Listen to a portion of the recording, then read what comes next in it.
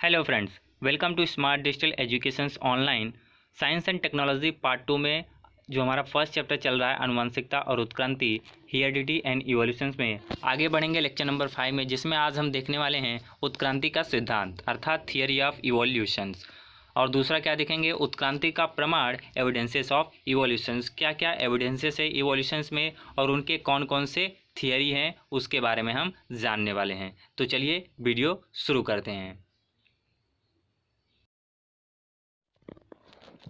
उत्क्रांति का सिद्धांत theory of evolutions. इस सिद्धांत के अनुसार पहला सजीव पदार्थ अर्थात फर्स्ट लिविंग मटेरियल जीव द्रव्य अर्थात प्रोटोप्लाज्म पृथ्वी पर समुद्र में निर्माण हुआ। जो फर्स्ट लिविंग मटेरियल जो हुआ वह प्रोटोप्लाज्म था, जो कि हमें ओशियन में अर्थात समुद्र में मिला। उसमें क्या हुआ, उसका निर्माण हुआ। वह क्या था, फर्स्ट लिविंग मटेरियल। किसी ने पूछा क्या हो जाएगा, तो फर्स्ट लिविंग मटेरियल वह क्या था, हमारा प्रोटोप्लाज्म था, जो कि पृथ्वी पर ओशियन में निर्माण हुआ। कालांतर अर्थात ड्यू कोर्स ऑफ टाइम में अनेक वर्षों के बाद इस जीव द्रव्य जिसे हम प्रोटोप्लाज्म बोलते हैं में एक कोशिकीय सजीव का निर्माण हुआ। इसी जीव द्रव्य से एक कोशिकीय सजीव अर्थात यूनिसेलुलर ऑर्गेनिज्म का निर्माण हुआ। धीरे धीरे जब इवोल्यूशंस होता गया तब एक प्रोटोप्लाज्म बना जो कि जीव द्रव्य कहलाया गया, और वो उससे क्या बना, एक कोशिकीय सजीव बना जिसे हम यूनिसेलुलर ऑर्गेनिज्म बोलते हैं। क्या बोलते हैं, यूनिसेलुलर ऑर्गेनिज्म।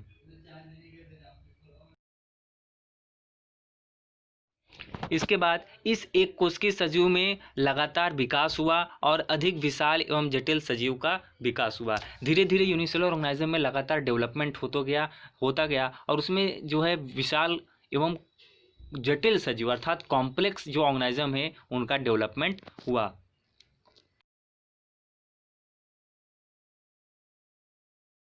ये जो बदलाव थे वह धीरे धीरे हो रहे थे, लगातार हो रहे थे, वह क्रमवार में हो रहे थे और ग्रेजुअल हो रहे थे। इसलिए जो इवोल्यूशंस होता है वह धीरे धीरे होता है और आज भी इवोल्यूशन जो है लगातार हो रहा है। वह क्या हो रहा है, लगातार धीरे धीरे क्रमवार में चल रहा है। क्या हो रहा है, इवोल्यूशंस लगातार चल रहा है।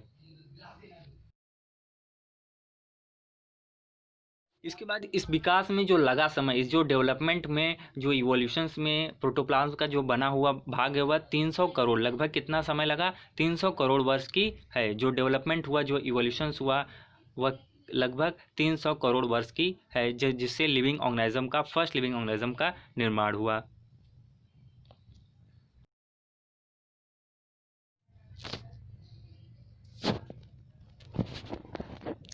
सजीवों में बदलाव अर्थात चेंजेस तथा विकास डेवलपमेंट यह सर्वव्यापी सभी तरह से और सभी अंगों में लगातार होता गया, जिसमें अनेक प्रकार के सजीव अस्तित्व में आए। सजीव में जो चेंजेस हो रहा था और उनका जो डेवलपमेंट हो रहा था, विकास हो रहा था, वह सभी तरह से, सभी ऑर्गन अर्थात सभी बॉडी में, सभी बॉडी के ऑर्गन्स के उसमें भी लगातार क्या हो रहा था, गया चेंजेस होता गया और उसे बेहतर से बेहतर बनाने की कोशिश किया गया, जिससे नए सजीव अस्तित्व में आए।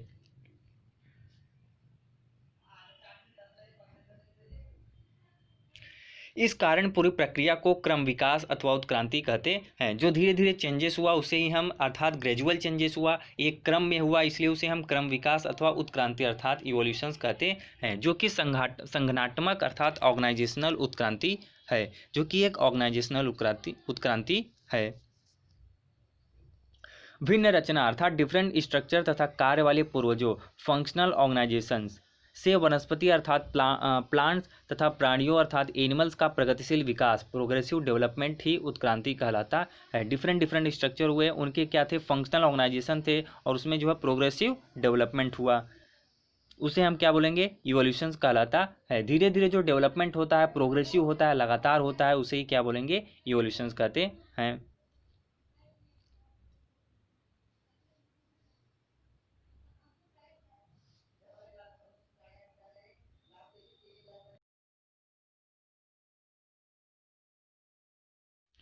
उपरोक्त सिद्धांत को एक साथ विचार करने पर हम यह कह सकते हैं कि उत्क्रांति यह नियमित रूप से होने वाली परिवर्तन की अखंडित अर्थात एवरलास्टिंग प्रक्रिया है। अर्थात जो इवोल्यूशंस हो रहा है वह धीरे धीरे नियमित रूप से लगातार हो रहा है और यह एवरलास्टिंग प्रक्रिया अर्थात हमेशा चलने वाली प्रक्रिया है।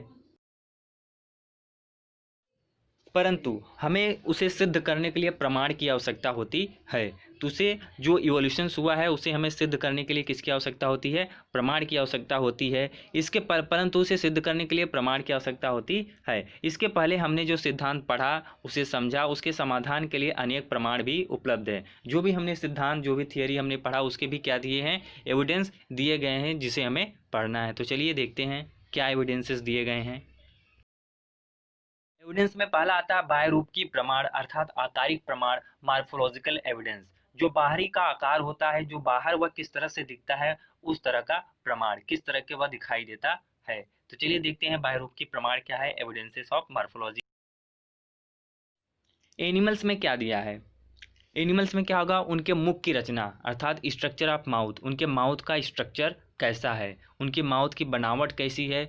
सबके माउथ की जो बनावट होती है वह क्या होती है? अलग अलग होती है, लेकिन एक ही जगह पर होती है। आंखों का स्थान, पोजीशन ऑफ आई, आई का पोजीशन कहाँ पर है, किस तरह से दिया गया है। नाक के छिद्र, स्ट्रक्चर ऑफ नोस्ट्रिल। इसके बाद कान की रचना, स्ट्रक्चर ऑफ ईयर, कान की रचना किस तरह से है। शरीर के ऊपर जो घने बाल हैं, थिकली डिस्ट्रीब्यूटेड हेयर्स जो बॉडी पर हैं, उनमें आदि में समान विशेषताएं अर्थात सिमिलर कैरेक्टर दिखाई देते हैं, जो कि सभी एनिमल्स में हमें यह कैरेक्टर दिखाई देते हैं। सभी के मुख होते हैं, सभी के आँख होते हैं, 2 आँख होते हैं, नाक भी होते हैं, नाक में 2 छिद्र होते हैं, कान की रचना भी होती है, शरीर पर घने बाल भी होते हैं। ये सभी जो है बाह्यरूपकी प्रमाण है, जो कि एनिमल्स में दिखाई देते हैं। ये क्या है? उसके एविडेंस हैं। वनस्पतियों में इसका क्या प्रमाण दिया गया है? वनस्पतियों में देखते हैं हम क्या है बाह्यरूपकी प्रमाण अर्थात आकारिक प्रमाण, मॉर्फोलॉजिकल एविडेंसेस।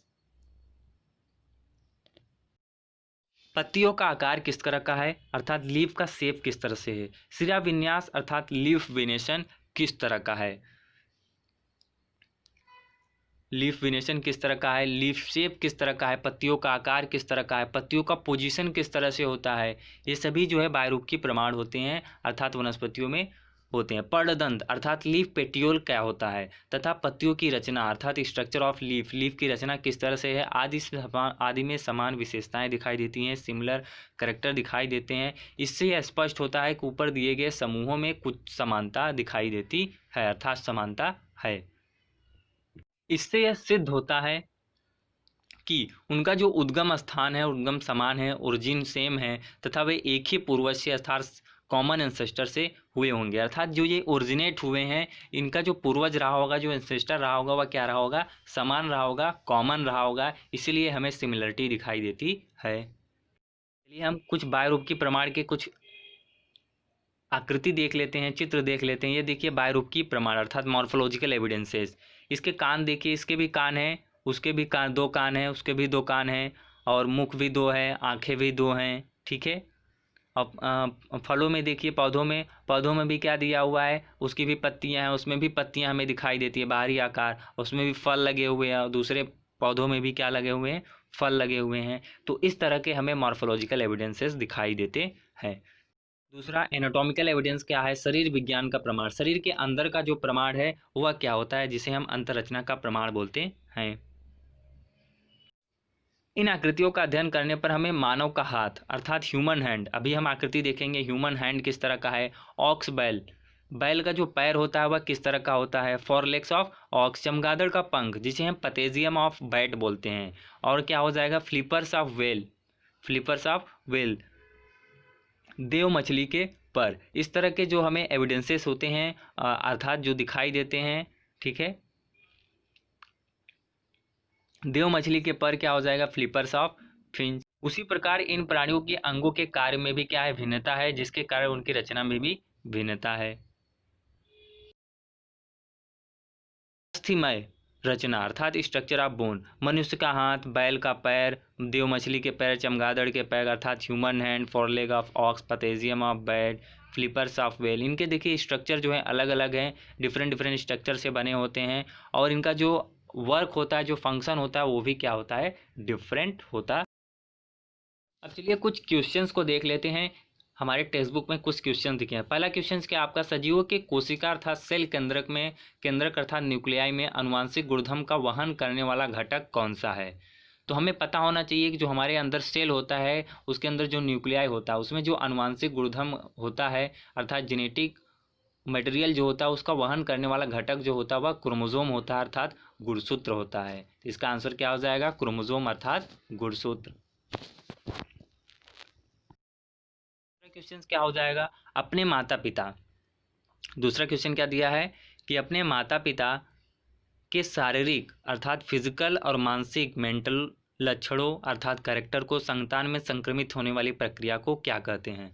हमारे जो माता पिता होते हैं उनके जो फिजिकल और मेंटल कैरेक्टर होते हैं, इसमें देखो अनुवांशिक गुणधर्म नहीं दिया हुआ है तो यहाँ पर अनुवांशिकता की बात नहीं होगी। तो इसका आंसर क्या हो जाएगा? पालन पोषण। क्या हो जाएगा? पालन पोषण अर्थात एजुकेशन से उनके फिजिकल और मेंटल कैरेक्टर को संक्रमित किया जा सकता है।